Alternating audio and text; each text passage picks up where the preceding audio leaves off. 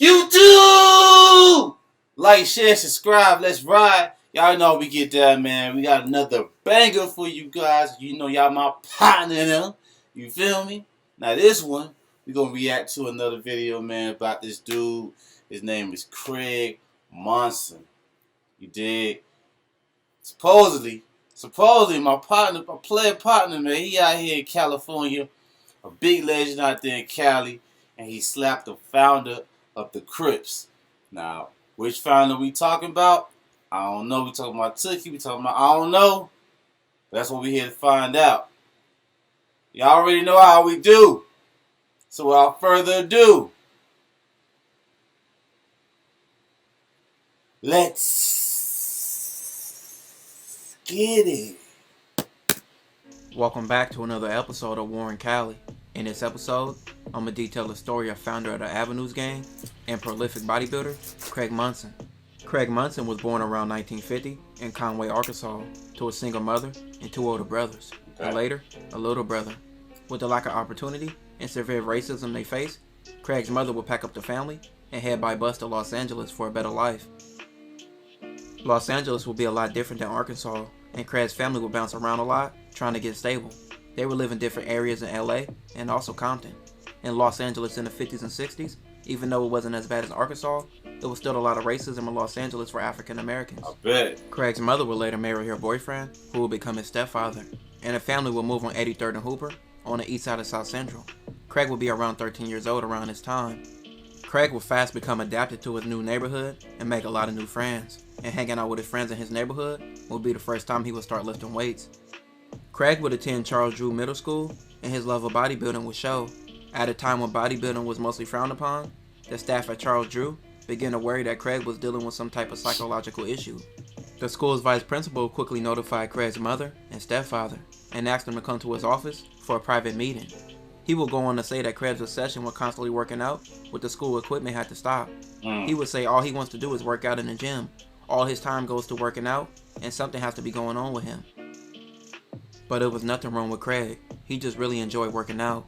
Realizing the determination, commitment, and dedication her son displayed for weightlifting, Craig's mother decided to buy her 13-year-old son his first set of weights.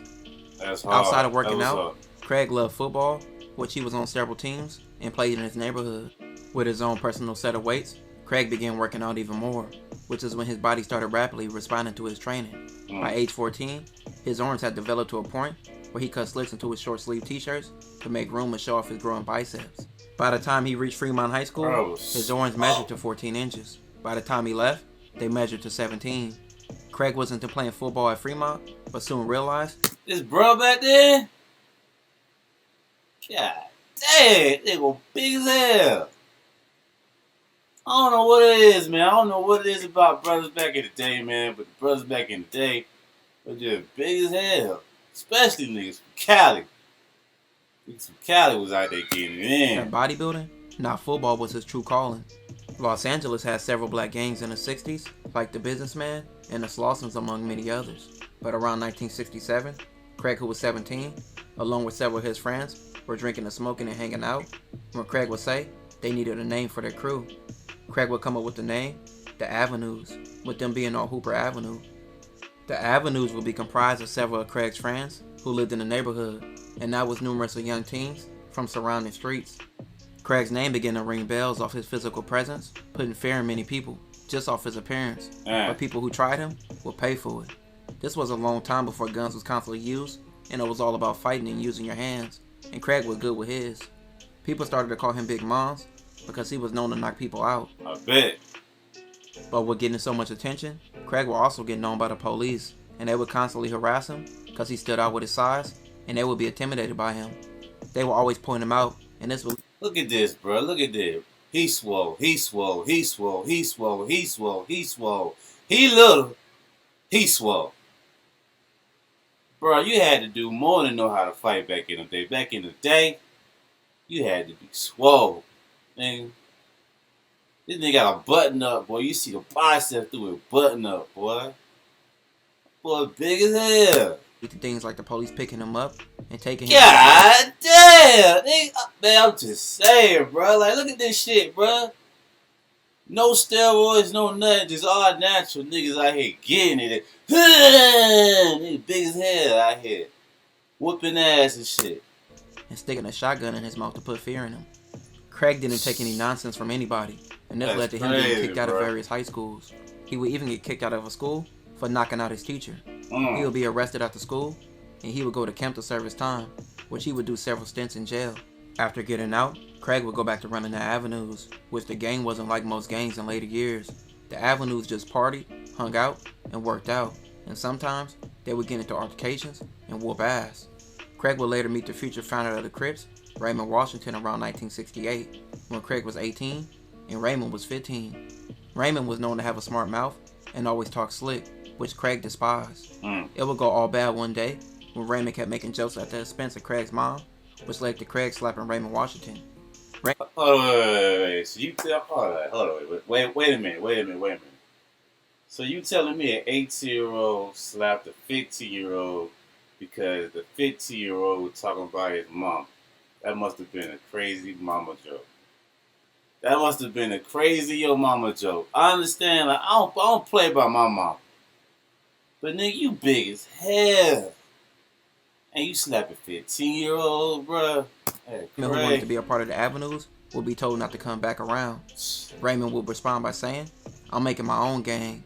Craig, from his own words, This boy, hold up. would say, "What you gonna name it, you little Crip?" with Raymond having a limp, and that would be the name that Raymond Washington would later choose for his gang. So you telling me because Craig smacked the shit out of Raymond back in the day that Raymond said, fuck that, I'm gonna go ahead and start the Crips. So you telling me that Craig, if it wasn't for Craig smacking the shit out of Raymond, it wouldn't be no Crips today. So Craig literally smacked the dog shit. Craig literally smacked the Crips into existence. That's a hell of a story, boy. They would be called the Crips. Craig would later be arrested when he was around 20 years old in 1970. An intruder, who had just been released from jail days prior, would break into Craig's home when he thought Craig was gone. The intruder was armed with a hammer and ransacked the home. A scuffle would quickly break out, and Craig got hit in the head with his hammer. During the melee, Craig was able to wrestle the hammer away from the intruder and began using it on him, which resulted in the man's death. Craig's friend would later snitch on him, but Craig was trying to figure out a way to dump the body. Craig saw this as an unfortunate unseen event as he was protecting his household, and he thought this was self-defense, but courts disagreed and charged him and convicted him of involuntary manslaughter. In 1971, he would go to Tracy, then San Quentin State Prison, where he continued lifting weights and he would gain 22-inch arms. Craig wouldn't be released until 1975. By the time that Craig was released, the area he grew up in would be completely different. The avenues will be no more, and Raymond Washington, who he once slapped, will be the leader of the largest black gang in Los Angeles, the Crips. Alright, so before the Crips, it was a gang called the Avenue. All my West Coast motherfuckers subscribers, let me know, put me on game, and let me know, Pipe. Say, let me know. So it was the Avenue. Bro went to jail, came back. Crips took over. Crips and Bloods. Alright, I'm here. After being released from prison, Craig would do something most people wouldn't expect. He became a hairdresser. With him growing up having barber experience, he was naturally good with doing things involving hair, but he also continued lifting weights. Craig would even have a relationship with some Crip leaders, like Stanley Tookie Williams, who Craig would often work out with. Tookie looked at Craig as a big homie and a person he admired, especially on a bodybuilding scale. Craig became a regular at the pit in Venice Beach and always entertained large number of crowds. Crowds loved witnessing him do incredible feats of strength, sometimes lifting over 500 pounds. Craig was 6'2", reaching 280 pounds of muscle. While being on Venice Beach, a man would introduce himself to Craig and tell him he can help him start competing in bodybuilding competitions. Craig would start taking steroids to enhance his body. Craig would compete in competitions around the world in places like Switzerland and France, where he would compete and win a lot of competitions. Craig began to blowing up and becoming a superstar seemingly overnight while working at the city gym in LA and the pit at Venice Beach. He would even meet the likes of bodybuilders like Arnold Schwarzenegger, who Craig was even outdoing, with Craig being stronger than Arnold. Craig would become a person larger than life. Man. At the height of Craig's bodybuilding fame in the mid-1980s, he can often be seen riding in chauffeur limousines and Mercedes-Benzes on the streets of Hollywood. Everybody wanted to be seen with Craig, and he would gain the name, the Hulk. But Craig's life would take a major turn for the worse. He picked up a drug habit with him being in Hollywood, and his addiction got so bad, he stopped working out. Most of the 90s, Craig was trying to fight addiction and being in rehab. Craig would distance himself from Hollywood, and he was able to attain employment working at a club.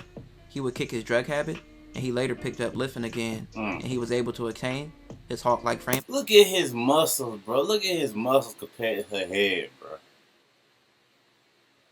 That nigga was big as hell, man. What the fuck? We got that white dude in the back, look, say shit I'm saying. That nigga big as fuck. Look at her head. Look at that nigga. Again. The later years of Craig's life, he still worked out and did several interviews and began to train people and make a presence on social media. Craig Monson is in his 70s and now still lifting weights 5 to 6 times a week, and he has even made a book about his life and is in the works of making a documentary about himself. This will conclude this episode. If you haven't, I ain't gonna cat. That was a good one, man. I learned a lot about the Cali lifestyle, Cali legends. I'm messing with these stories, man. These legendary stories from California. I see why everybody from Cali like pride where they from so much, because truth be told, we got stories in the South, but we ain't got stories like that. You feel me? Like monumental stories that, you know, brought to life stuff like the Crips and, you know, blood and stuff like that. It's just something different to hear, something different to, you know what I mean, put towards the ears, and it's dope to hear. Like, y'all really got some dope ass stories out there in Cali. I'm looking forward to, you know, looking at these, because I think y'all really like these videos. I think y'all like when I do reaction to these Jones, and I like reacting to these Jones. Real, like these Jones is hidden. So let me know on the next one, whatever else y'all want me to react to, let me know.